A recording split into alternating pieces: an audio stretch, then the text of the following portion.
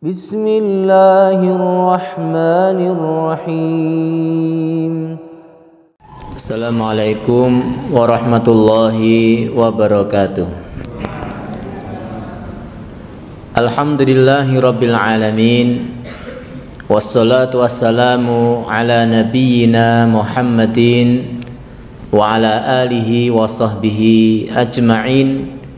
Asyhadu an la ilaha illallah wahdahu la syarikalah wa asyhadu anna Muhammadan abduhu wa rasuluh. Bapak-bapak, ibu-ibu, jamaah yang dirahmati Allah Subhanahu wa taala, puji syukur kita panjatkan kehadirat Allah Subhanahu wa taala yang memberikan kita karunia iman dan Islam dan karunia lain dari nikmat-nikmat Allah yang tidak terhitung jumlahnya.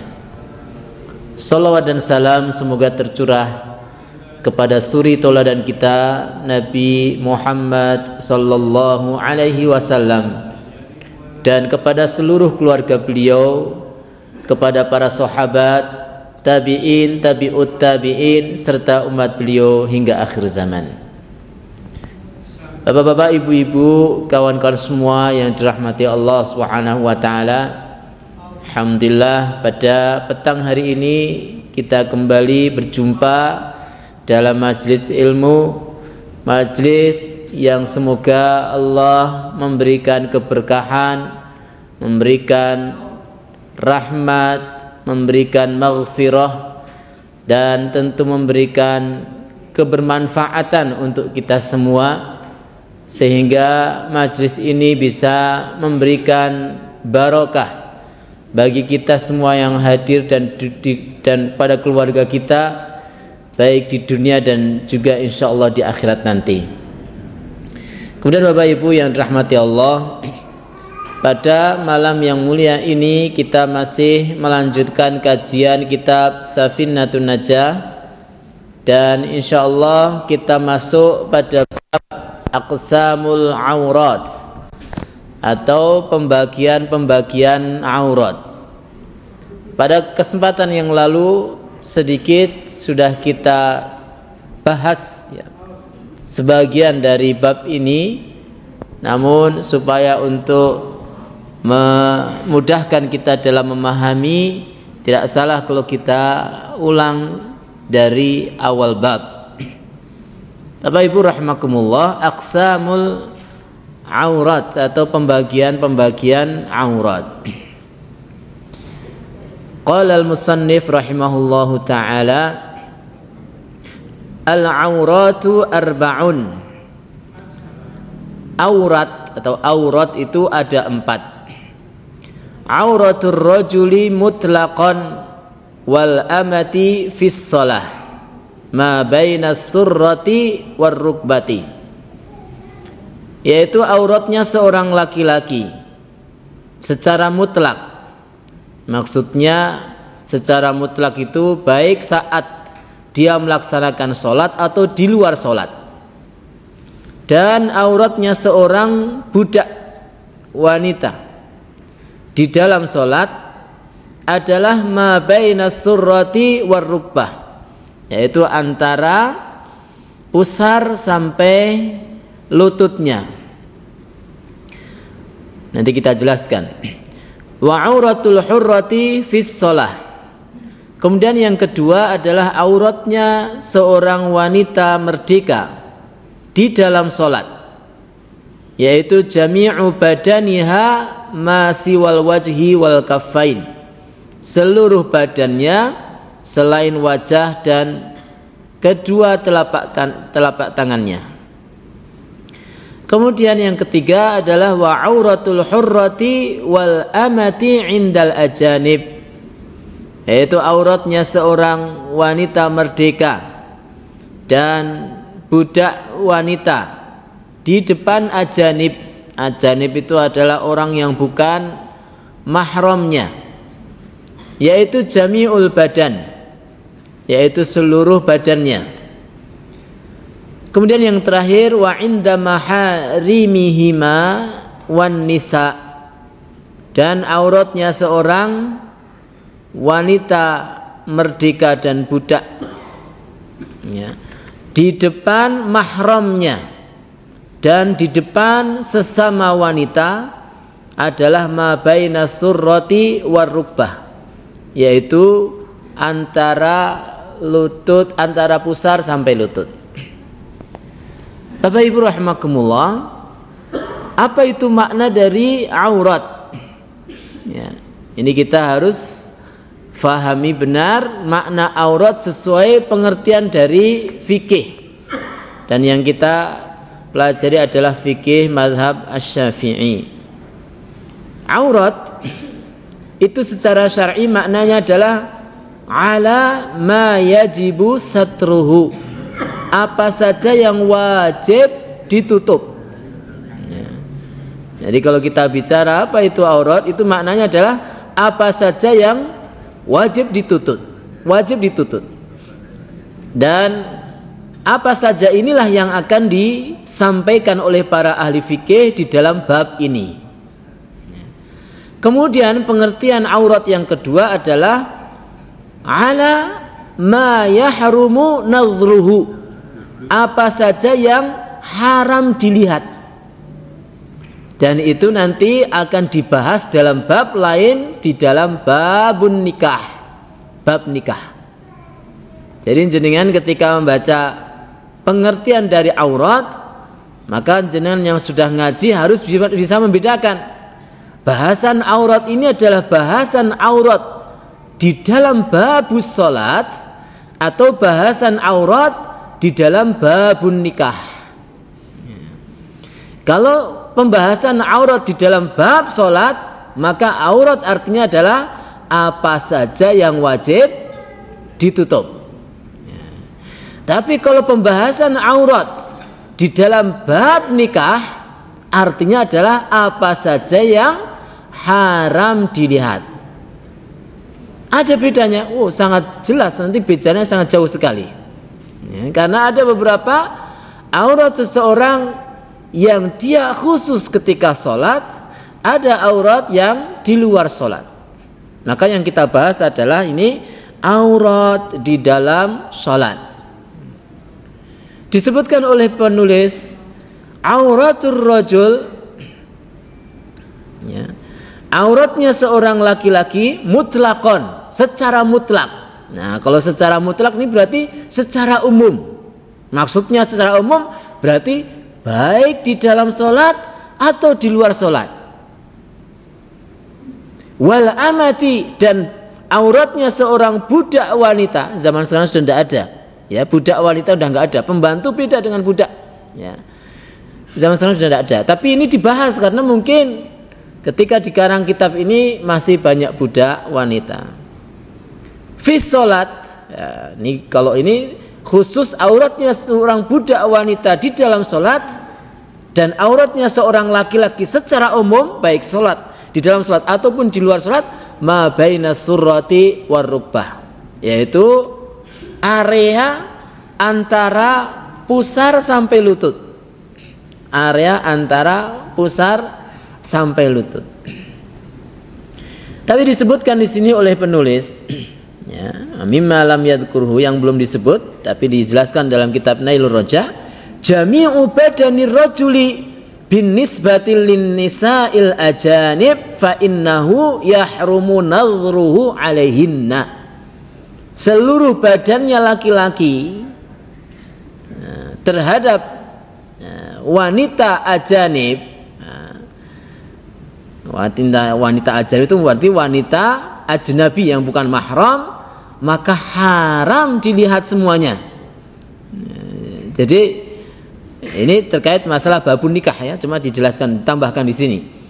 Jadi aurat laki-laki di depan wanita, ya, di depan wanita berarti di dalam babun nikah, maka haram dilihat semuanya, ya, haram dilihat semua. Cuma laki-laki tidak diperintahkan oleh Allah Subhanahu wa taala untuk menutup seluruh tubuhnya. Ini bedanya itu. Tapi haram dilihat. Jadi jangan kemudian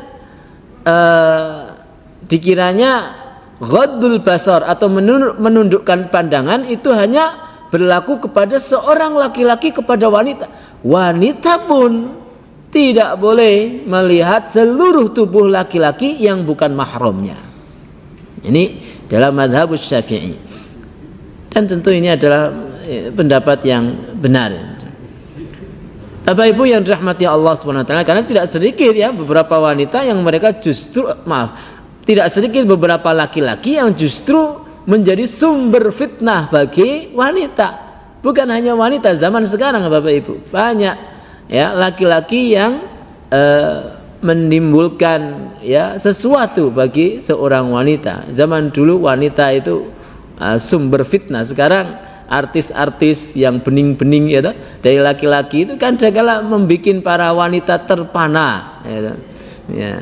Maka haram kita melihat lawan jenis yang menimbulkan fitnah seperti ini.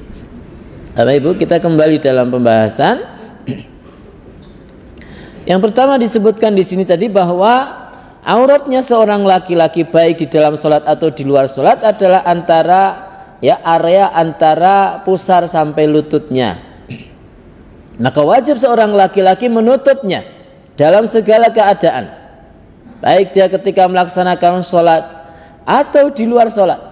Jenengan alasan apapun ya bapak-bapak, jenengan alasan apapun bu, jenengan ganteng boten ganteng, jenengan tua apa ijih nom ya toh, jenengan akeh sing naksir napa boten wonten sing naksir, jenengan pun pajeng napa dereng pajeng ya.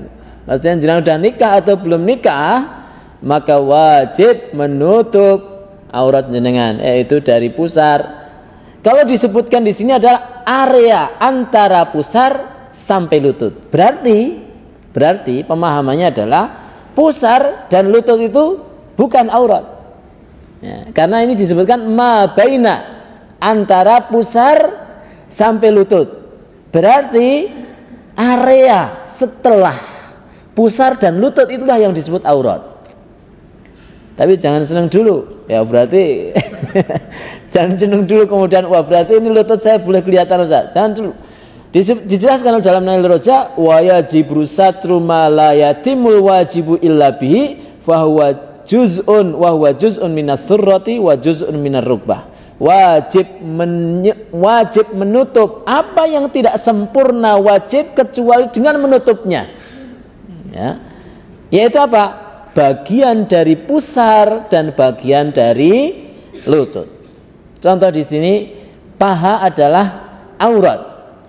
Tapi paha ini tidak akan tertutup dengan sempurna sampai jenengan menutup lutut. Lutut memang bukan aurat, tapi kalau jenengan tampakkan lutut jenengan, maka pasti akan tersingkap sebagian dari pahane jenengan. Jadi dalam hal ini memang lutut bukan aurat, tapi paha tidak bisa tertutup dengan baik sampai jenengan menutup sebagian dari lutut jenengan. Berarti kalau lututnya sebagian sedikit kebuka boleh enggak? Boleh. Ya, misalnya ada yang sedikit terbuka lututnya sebelah bawah, boleh. Tapi kalau terbuka semua lututnya, maka enggak boleh di sini. Maka jenengan bisa milih ketika olahraga, ya, pilih misalnya ada yang pakai celana pendek, ya, celana pendek yang sampai lutut itu udah istilahnya celana minimalis. Ya. Tapi kalau celana sunnah itu adalah sampai setengah betis. Ya. Kalau celana minimalis, ya, itu sampai menutup lutut, itu bagi laki-laki. Demikian juga atas, yaitu pusar adalah sampai yang mengitari, berarti yang setara atau sejajar dengan pusar. Kalau misalnya ada seseorang yang tersingkap sedikit bawah, ya, lokasi atau area bawah pusar, maka dia berdosa. Kalau di dalam sholat, dibahas sebelumnya ya, salah satu syarat dari sholat, syarat sahnya sholat yaitu menutup aurat, maka bukan hanya dia berdosa, tapi sholatnya tidak sah.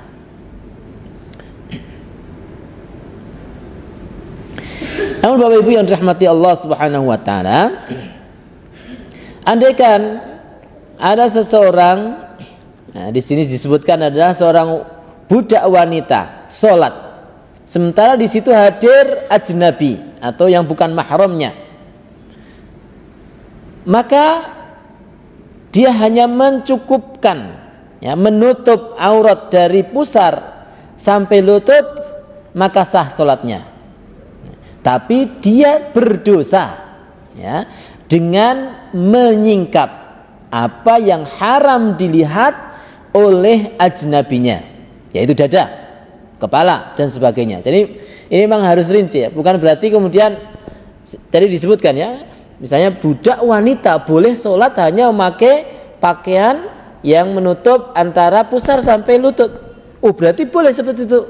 Belum tentu, ya. Kalau di situ ada lain mahram atau ajnabi, maka dia harus menutup seluruh tubuhnya. Karena ada aurat yang terkait masalah nikah, ya, dalam bab nikah, yaitu seluruh tubuhnya. Tapi kalau dia sendirian di dalam kamar, nggak ada orang lain, budak wanita, ya, budak wanita, dia hanya menutup antara pusar sampai lututnya saja, maka dalam pembahasan ini dia sah sholatnya, ya. Tapi kalau sampai tampak oleh orang lain, dia sah sholatnya, cuma dia berdosa karena menampakkan aurat, ya, aurat yang terkait masalah luar nikahnya, di luar nikah, di luar sholat, maaf. Kemudian Bapak Ibu yang rahmati Allah Subhanahu wa taala, maka kemudian mungkin ada yang bertanya, berarti boleh Ustaz kita sholat, seorang laki-laki misalnya sholat hanya menutup dari pusar sampai lutut?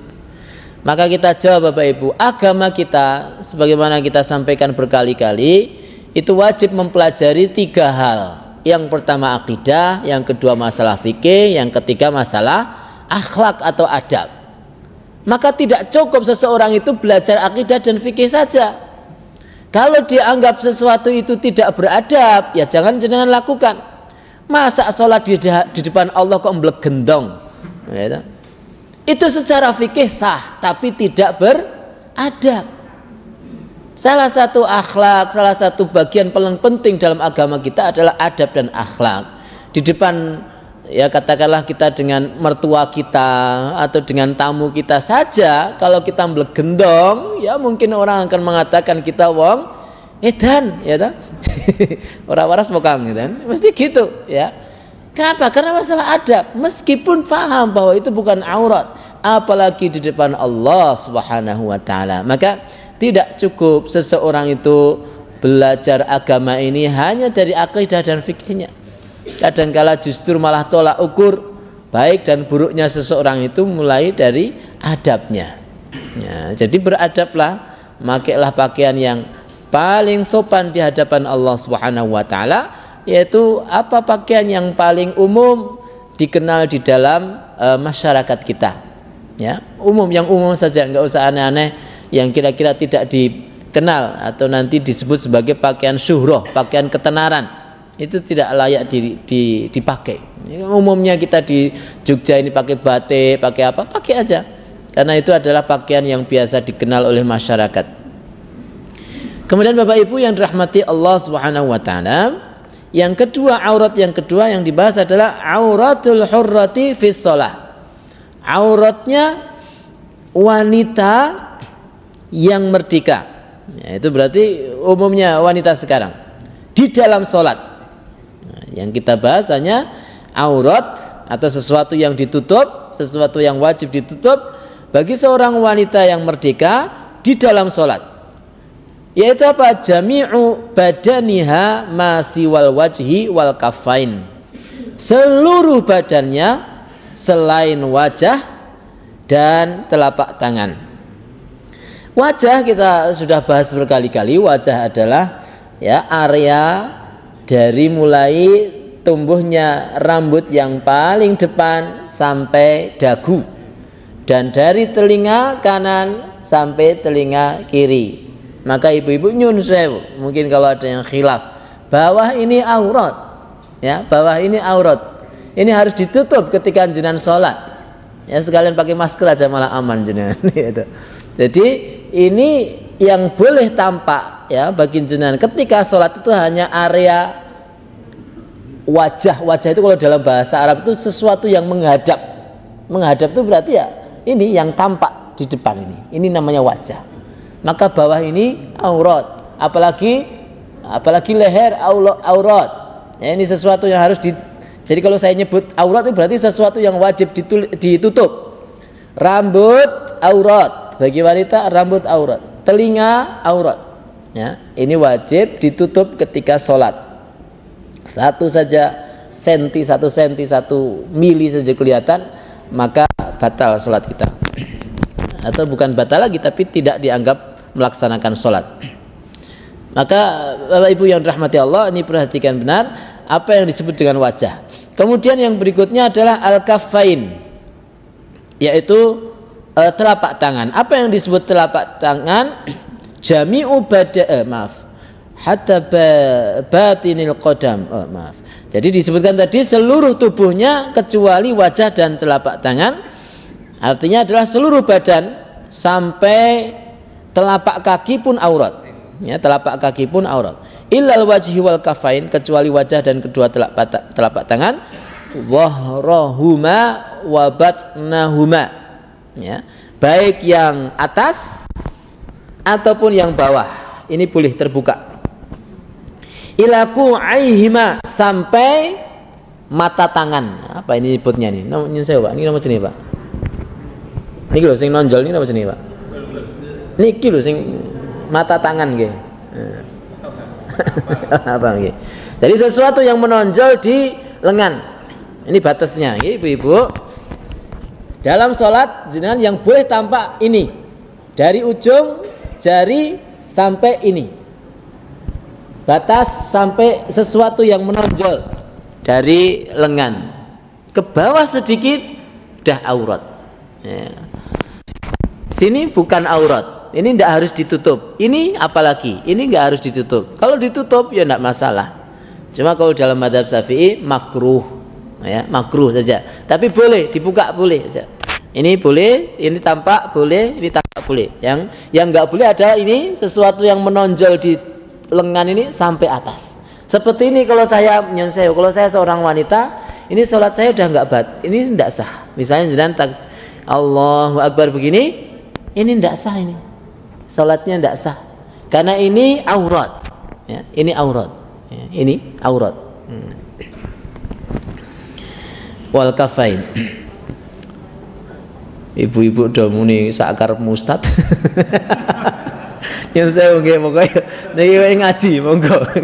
Saya nyampaikan, waduh, misalnya saya nggak paham ya, nggak dosa, berarti sholat saya nggak sah selama itu, ya sah. Oh, nggak ngerti kok, ya toh. Atau setelah ini jenengan punya madhab lain, terus tetap misalnya nganggo yang lain, ya monggo saja, ya toh. Ini yang kita sampaikan adalah apa yang kita baca itu tanpa mengurangi, ya toh. Ini memang agak repot ya soal wanita. Cari ilmu. Nah, cari ilmu nggak apa-apa. Ya, ini jadi ini nyun sewu, ini adalah makanya sering kita sampaikan bahwa pakaian warisan dari para ulama Nusantara itu masya Allah pakaian yang paling syar'i. Jimeniko ingkang disebut sebat rukuh. Ya, rukuh itu pakaian paling syar'i dan itu hanya di Indonesia. Makanya dulu ada yang ada sebuah tulisan di medsos itu yang melecehkan rukuh. Ya, seakan-akan merecehkan rukuh. Mereka mengatakan di Arab tidak ada orang pakai rukuh, hanya orang Indonesia aja neko-neko. Saya sampaikan, justru yang paling syar'i itu rukuh daripada yang di Arab sana. Nyun sewu. Ya di Arab sana orang pakaiannya itu kadang ya Allah ya banyak sana ya. Maka dasar agama kita itu bukan dari perilaku orang, tapi dari ini. Dari apa yang dijelaskan oleh para salafus saleh, para ulama yang ilmu mereka nyambung sampai Rasulullah Shallallahu Alaihi Wasallam, meskipun mereka bukan Arab sekalipun, meskipun ulama ini bukan orang Arab, tapi kalau ilmunya nyambung kepada Rasulullah, maka sebaiknya kita ikuti. Ya. Ustaznya, monggo Pak. Kalau habis olahraga nggak pakai training, iya. Kita sholat duhur gimana itu? Hukumnya gimana? Iya, tidak apa-apa. Ya cuma kurang sopan aja karena mungkin kotor ya, mungkin kurang rapi, kurang bersih gitu aja. Ya. Tapi kalau seandainya tidak ada najis, tidak ada apa ya sah-sah saja Pak. Okay. Jami'unya. Baik, Bapak Ibu rahimakumullah ini. Ya, jadi untuk aurat wanita adalah di dalam sholatnya adalah seluruh tubuhnya kecuali wajah dan telapak tangannya.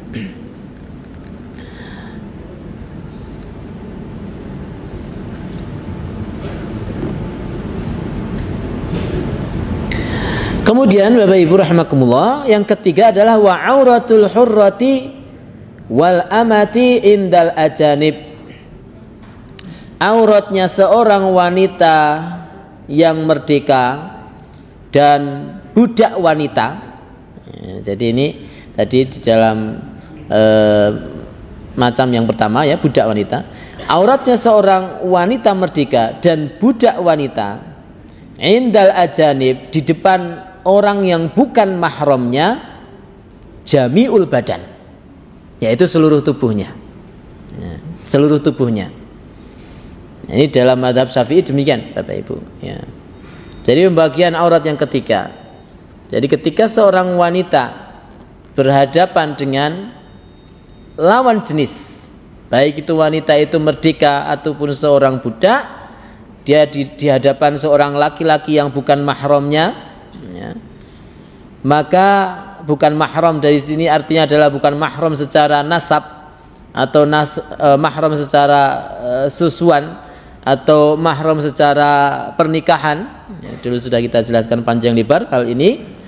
Maka seluruh tubuhnya sampai wajah dan kedua telapak tangannya, maka wajib semuanya menutupnya, dan haram atas laki-laki tersebut untuk melihat sesuatu pun dari bagian tubuh wanita tersebut.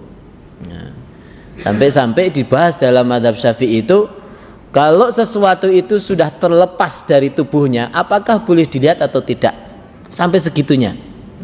Jadi semua bagian dari wanita di luar sholat itu haram diperlihatkan di depan mahramnya sampai wajah dan telapak tangannya. Dalam pembahasan mazhab Syafi'i sampai kalau bagian wanita itu sampai terlepas, misalnya rambut gitu. Bar potong rambutnya wanita ini boleh dilihat enggak? Itu sampai dibahas seperti itu ya. Atau ada seorang misalnya motong kuku nih udah terlepas dari wanita, sampai ada pendapat yang mengatakan itu pun haram. Itu pun haram sampai segitunya Bapak Ibu. Bagaimana para ulama zaman dulu itu sangat berhati-hati, khususnya dalam mazhab Syafi'i ini. Mereka sampai berpendapat dalam memaknai nas-nas Al-Quran dan hadis-hadis Rasulullah SAW bahwa seluruh tubuh wanita itu adalah aurat, bukan hanya wajah, sampai matanya juga. Jadi kalau misalnya ada yang mereka berpendapat, ada yang mengikuti pendapat mazhab Syafi'i ini bahwa seluruh tubuh wanita itu adalah aurat, maka wajah, bukan hanya wajah, matanya pun harus ditutup. Jadi kalau pakai cadar matanya masih kelihatan, yaitu belum Syafi'iyah, masih semi Syafi'i. Semi Syafi'i ya. Jadi belum Syafi'iyah tulen ya, itu. Ya, jadi hati-hati ketika kita mengambil pendapat bahwa seluruh tubuh saya adalah aurat, maka konsekuensinya adalah menutup seluruh tubuhnya ya. Maka kalau kami pribadi masih memakai pendapat bahwa menutup seluruh tubuh itu afdol, tapi wajah dan telapak tangan itu boleh terbuka. Itu pendapat yang dianut oleh Syekh Al-Albani rahimahullah ta'ala, dan itu yang kami pilih. Karena apa? Kalau sampai berpendapat bahwa seluruh tubuhnya aurat, maka sekali lagi seorang wanita yang bercadar yang matanya masih kelihatan, kalau dia berpendapat bahwa seluruh tubuhnya aurat, maka dia juga berdosa. Dia masih berdosa karena masih ada yang tampak dari wajahnya. Nah, Bapak Ibu monggo silahkan, dalam hal ini banyak pendapat. Nah, yang jelas kita tidak boleh antipati dengan orang-orang yang menutup seluruh wajah. Karena ini di dalam kitab-kitab mazhab Syafi'i dijelaskan panjang lebar. Dan jumhur, kebanyakan pesantren di Indonesia ini notabene jarene itu ngaku mazhab Syafi'i. Jadi kalau mengaku mazhab Syafi'i kok antipati sampai sama cadar, iki Syafi'i model ngendi gitu ya. Nyun sewu, kalau dia membahas kitab Safinatun Najah ya, dia membahas nyun sewu dalam beberapa pesantren itu sampai dihafalkan ngelotok ini kitab ini. Kemudian mereka antipati dengan orang-orang bercadar mengatakan mereka adalah orang-orang radikal, orang-orang garis keras. Juk lemu maca Safinah iki diartekke apa ora gitu loh. Ini disebutkan di sini dengan jelas jami'u badaniha, seluruh badannya itu aurat. Maka monggo ini. Jadi kalau kita tidak istilahnya tidak setuju dengan mazhab Syafi'i, maka jangan antipati. Ya, minimal itu. Nggih. Monggo, Pak. Nah, sekarang banyak wanita yang bekerja di pabrik, Nggih. yang hubungannya itu dengan K3, keselamatan kerja. Oh, nggih, nggih. Kalau pakaiannya seperti itu, seperti pakaiannya pakai cadar, itu kan nggak bisa, Iya. ya kan? Iya. Nanti mungkin bagian lengan Nggih. itu bisa menimbulkan kecelakaan. Ya itu terus bagaimana, Pak? Pakai manset, Pak. Apa sebenarnya? Manset. Ya, sekarang ada manset ya, yang dia tidak, insya Allah tidak akan istilahnya apa namanya? Ngelawer. Ya, itu boleh, Pak. Ya, pakai manset boleh. Ya, atau ditutup dengan selama ya di sini tolak ukurnya itu selama ya ini tidak diukur ketat. Ya, jadi juga tidak kemudian longgar-longgar banget ya, gedombrohan, nggak pakai model, didelokke Serawangun blas gitu. Saya juga nyun sewu. Wanita itu boleh jangan pakai model kayak apapun tuh boleh, jangan kemudian pakaian kok letek atau ora tau dikumbah terus lewat tuh rasanya kok ya ada baune tengi. Itu juga nggak bener ya. Pakai model yang kira-kira itu ya tidak begitu apa namanya norak lah bagi seorang wanita. Ya, tapi kalau namanya ketat itu memang udah itu jelas tidak boleh, Pak. Ya, ketat ya pakai pakaian yang seperti apa, yang model Indonesia pakai batik, wanita pakai batik boleh, pakai warna merah, hijau, apa kuning kelabu itu boleh saja sih. Jadi dalam hal ini jangan ada salah paham di antara kita, Pak, ya. Jadi di sini kita ini hanya menyampaikan apa saja yang wajib ditutup. Ya, jadi tentang bentuk, warna, model dan sebagainya itu bebas saja. Tentang masalah cadar saya sudah sampaikan tadi. Di sini para ulama beda pendapat. Tapi kalau tentang masalah menutup ini tidak ada lagi beda pendapat. Semua sepakat bahwa lengan ini aurat. Jadi tadi ibu-ibu bisa memakai yang tadi mbak-mbak yang biasa kerja di pabrik bisa pakai apa ya, betul nggak saya nyebutnya manset ya, manset ya, pakai manset atau pakai apa monggo bisa. Ngoten, Pak. Nggih. Nah, jadi Bapak Ibu rahimakumullah. Nah, ini sebelum kita membahas masalah fikih ini kita selalu sampaikan kalau kita sudah terjun bicara tentang ilmu fikih maka kita ini semakin lapang dada. Ya, lapang dada, toleransi dengan orang yang berbeda pendapat. Maka di sini kita sampaikan pendapatnya begini, pendapat begini, pendapat begini. Kalau para ulama memang berpendapat dan ulama itu adalah para salafus saleh, ya, mereka diakui ribuan tahun, ratusan tahun dalam agama kita ini, maka kita hormati. Oh, si fulan pak cadaran, oh si fulan tidak cadaran. Nah, tapi kalau ada pendapat yang nyeleneh seperti zaman di Indonesia ini ada ya ulama yang katanya ulama, profesor cari. Ya, itu menganggap bahwa auratnya seorang wanita adalah pakaian yang sopan. Lah, ini tidak ada. Ini pendapat selama 1400 tahun dari zaman tidak ada pendapat ulama yang mengatakan sing penting sopan, itu tidak ada. Maka jadi dalam agama kita ini ada sebuah kaidah. Tidak mungkin selama ratusan tahun itu pendapat itu keliru kemudian baru dibenarkan di akhir zaman. Tidak bisa. Ini kalau seandainya ini 1400 tahun itu berpendapat A, maka tidak mungkin nanti di akhir zaman ada pendapat baru B. Ya, seperti ini yang disampaikan oleh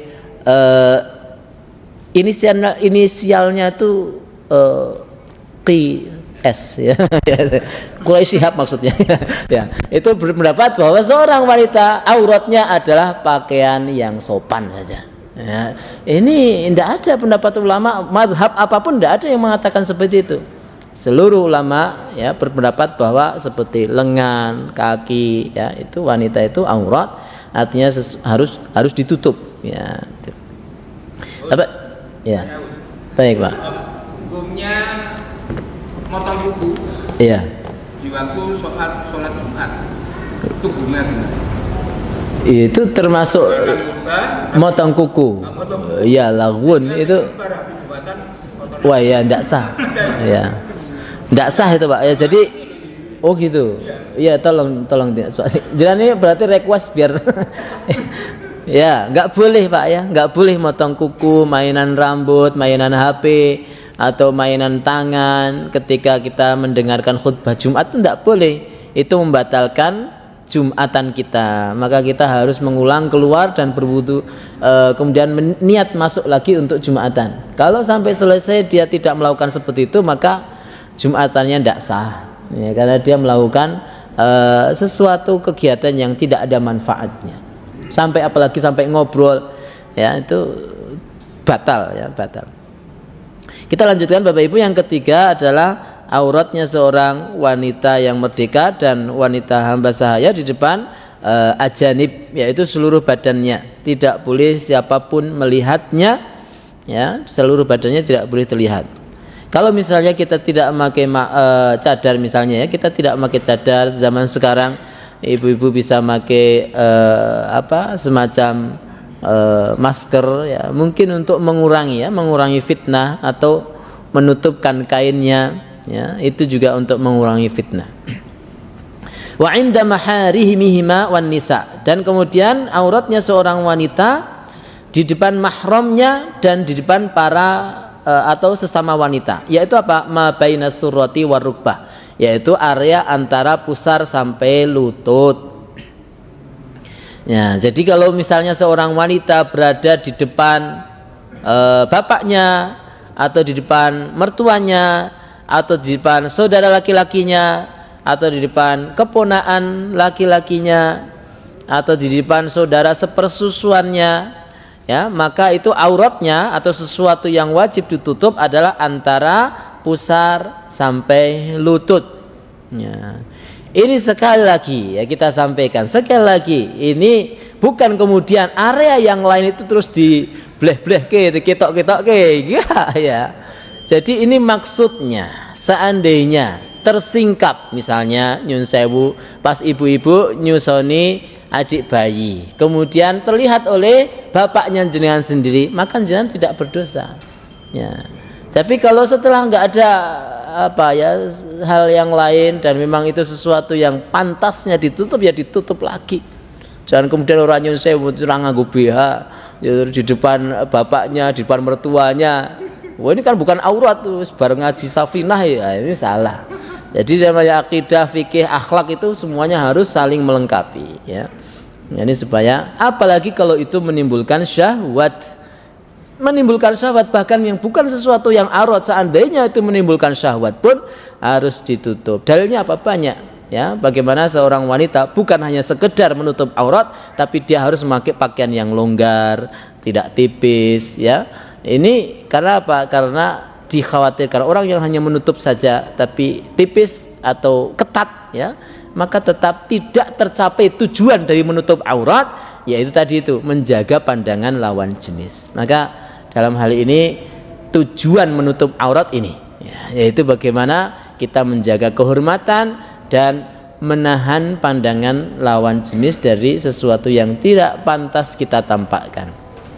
Bapak Ibu yang dirahmati Allah, semoga Allah mudahkan kita semua menutup aurat kita terhadap keluarga kita, seluruh keturunan kita. Semoga Allah jaga pandangan kita dari melihat hal-hal yang diharamkan oleh Allah, dan semoga Allah ampuni pandangan mata kita yang tidak pantas, ya, yang diharamkan oleh Allah Subhanahu wa taala. Amin ya rabbal alamin. Sallallahu ala nabiyyina Muhammadin wa ala alihi wa sahbihi ajmain. Assalamualaikum warahmatullahi wabarakatuh.